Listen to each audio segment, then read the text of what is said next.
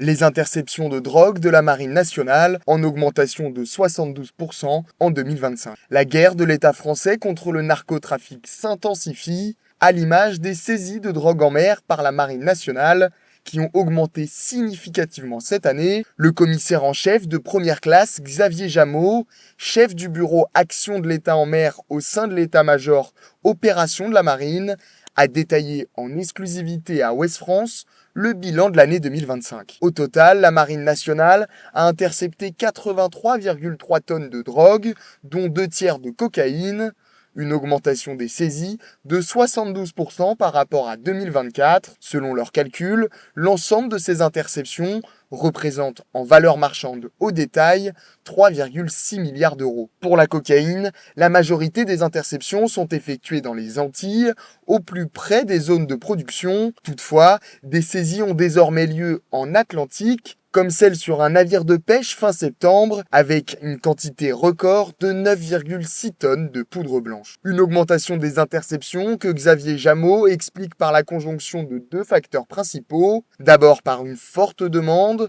En France, le marché des drogues illicites est estimé à 6,8 milliards d'euros en 2023, selon l'Observatoire français des drogues et des tendances addictives, mais aussi car la Marine nationale, les douanes et l'OFAST, Office anti-stupéfiants, ont mis davantage de moyens pour entraver le trafic.